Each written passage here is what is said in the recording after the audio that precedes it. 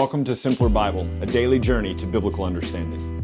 1 Samuel, here we are, episode 81, 1 Samuel 23 and 24, David spares Saul. Remember, Saul's whole purpose is to kill David, and David is going to spare Saul. Spoilers, right? I'm giving away the end of the story, but it's a great story. It's going to happen twice. More spoilers, sorry. It's going to happen twice in this narrative. But let's pick up in chapter 23 of 1 Samuel, beginning in verse 1. Now they told David, behold, the Philistines are fighting against Keilah and are robbing the threshing floors.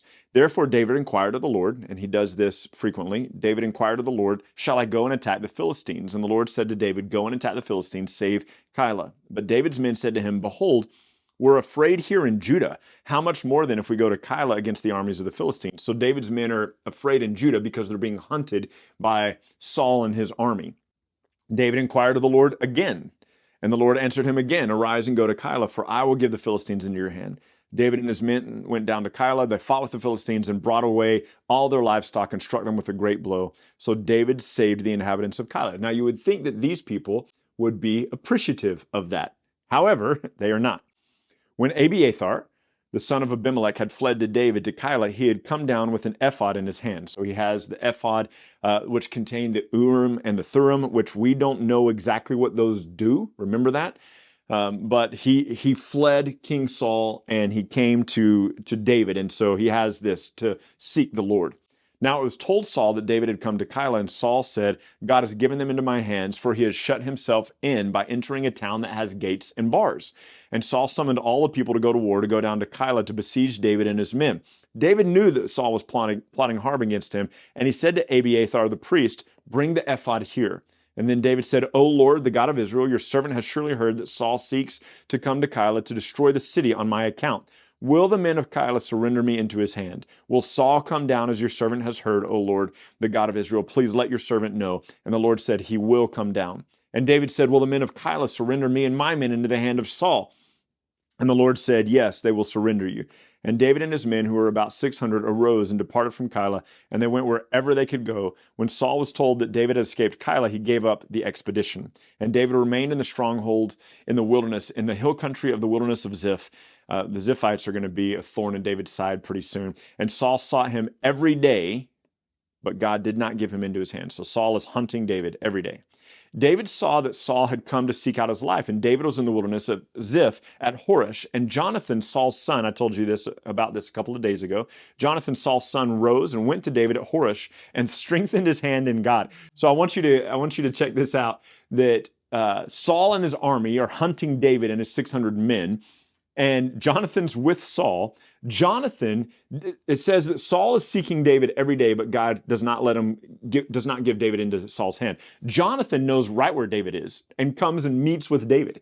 He could have led his father there, but of course Jonathan and David have made a covenant to one another to honor the Lord and to guard one another.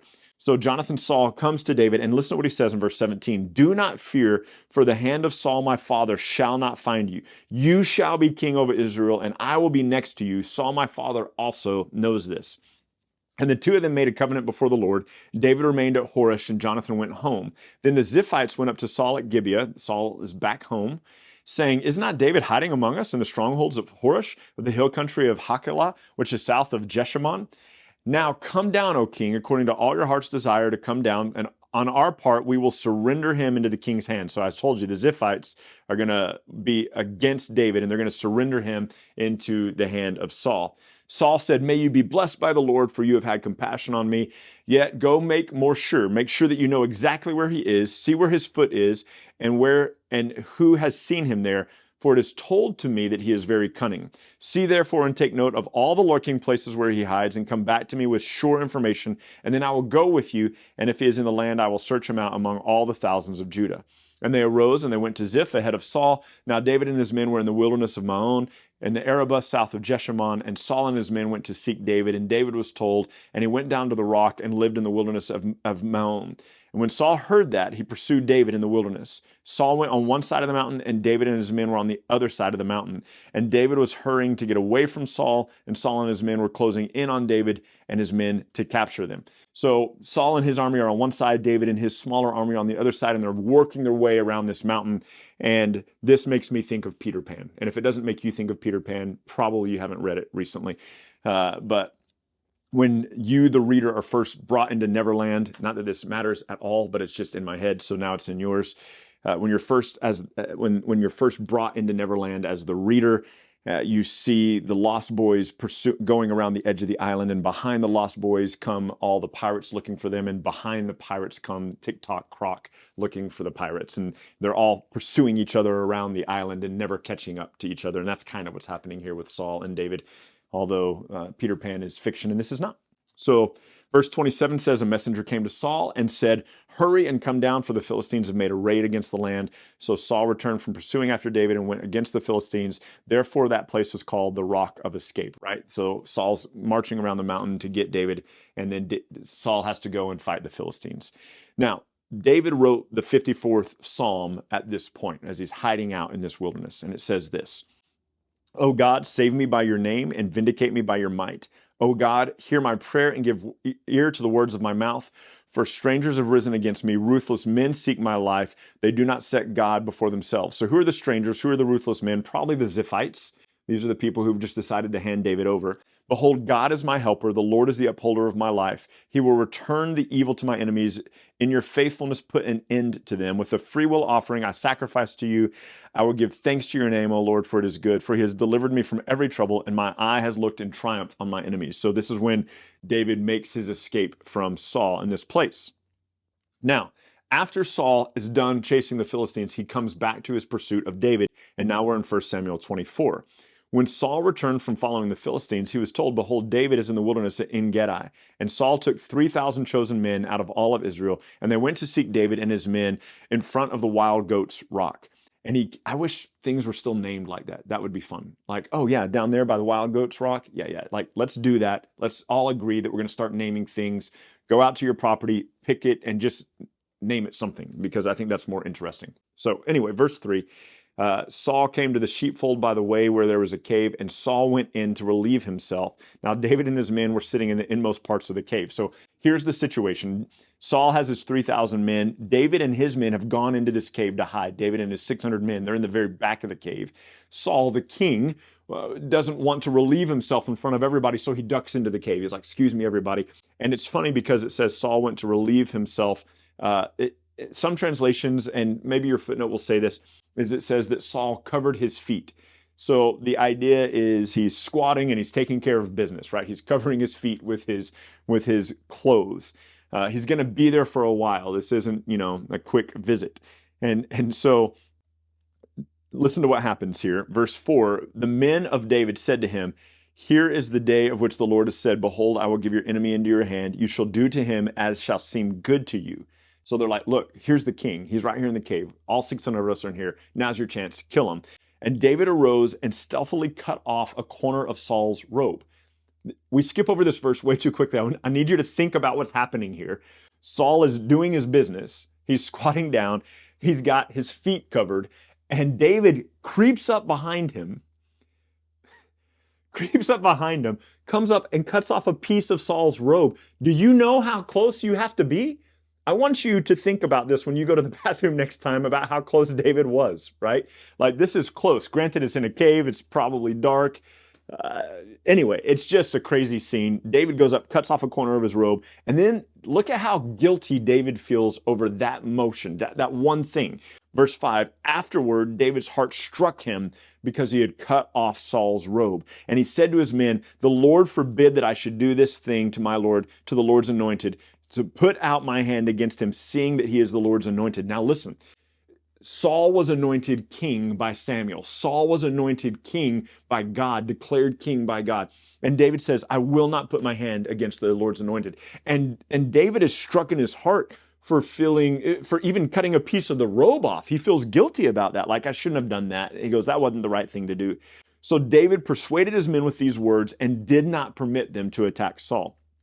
And Saul arose and left the cave and went on his way.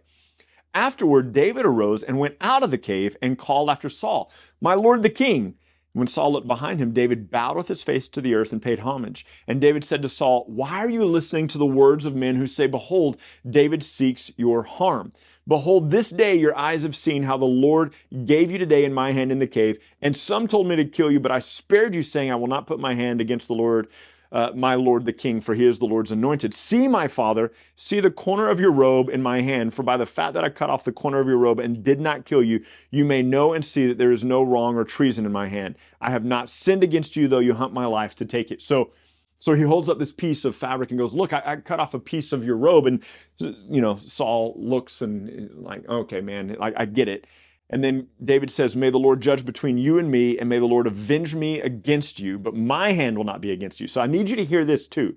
David we already saw it in the Psalm, we saw it in the Psalms from yesterday and the day before. David wants to see his enemy's downfall, but David is not willing to be the person who will do it. So catch that. We've seen it in the Psalms. David is writing about the fact that he wants to see the downfall of his enemies, his enemy being Saul. And he says, "I won't do it. I won't lift my hand against the Lord's anointed." And I need you to catch this, because it sounds like what David's saying is like, "Look, I'm not going to harm you. I'm not upset with you." That's not exactly the case. David is saying, God anointed you to be king, so I won't put my hand out against you. But he goes, "But I hope that God puts his hand out against you." That's what David is conveying to the king. Let's look at verse 12 again. "May the Lord judge between me and you, and may the Lord avenge me against you. But my hand shall not be against you." It's not that David is wanting Saul to be spared.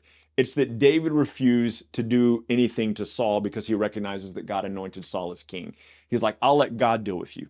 And I think that's, I don't know, I love that idea that David is unwilling to be the one who handles it. He's like, "I'm going to let God handle it." As the proverb of the ancients say, "Out of the wicked comes wickedness, but my hand shall not be against you." So this is another knock at King Saul. Out of the wicked comes wickedness. He goes, "You're behaving wickedly." He goes, "But my hand won't be against you. You're pursuing me, but I won't be against you. I'll let God deal with that. God will deal with you." After whom, and then he continues his tirade or whatever. He says, "After whom has the king of Israel come out? After whom do you pursue? I'm only a dead dog. I'm only a flea," or after a dead dog, after a flea. "May the Lord therefore be judge and give sentence between me and you, and see to it and plead my cause and deliver me from your hand." So he's hoping that God's hand will be against Saul, and he's hoping that God will deliver himself, David, from Saul. As soon as David had finished speaking these words to Saul, Saul said, "Is this your voice, my son David?" And Saul lifted up his voice and wept. And he said to David, "You are more righteous than I, for you have repaid me good, whereas I have repaid you with evil. And you have declared this day how you dealt well with me, in that you did not kill me when the Lord put me into your hands." Now, look at this. When the Lord put me into your hands, let's go back up here, back up to chapter 23. Saul sought David every day, but God did not give him over into his hands. And then down here, he says, "You delivered me, even though you didn't kill me, even though God put me into your hands. For if a man finds his enemy, will he let him go away safe? So may the Lord reward you with good for what you have done to me this day. And now behold, I know that you shall surely be king, and that the kingdom of Israel will be established in your hands." So Saul is recognizing, okay, God's going to make you king. "Swear to me, therefore, by the Lord, that you will not cut off my offspring after me, and that you will not destroy my name out of my father's house." So he says, "Look, promise me that you won't kill my children." And David swore this to Saul, and then Saul went home, and David and his men went up to the stronghold. So Saul, it seems like at this point, is like, all right, I'm done hunting David. I'm done with that. God is going to give him the kingdom. And yet Saul is not done with that. And Saul is not done pursuing David, and David will yet again spare his life. Join us tomorrow. Read ahead if you want to in 1 Samuel 25, 26, and 27. And it'll be a little bit of a longer one, but episode 82, 1 Samuel 25, 26, 27, and we will see you next time. Thank you so much for journeying with us today at Simpler Bible through another section of Scripture where we come to know and understand God a little bit better. Look, if you're brand new to Simpler Bible, we have all sorts of resources available for you. Go to our website, simplerbible.com, and there you can find these videos, you can find our podcast, you can find links to our social media, and you can even find a blog post with additional scriptures if you want to go into a little bit more study than we had time to cover in this podcast and video today. We hope that this tool will be exactly that for you, a tool. Not something that replaces your daily walk with God, but something that enhances your daily walk with God and helps you to know and enjoy Him more.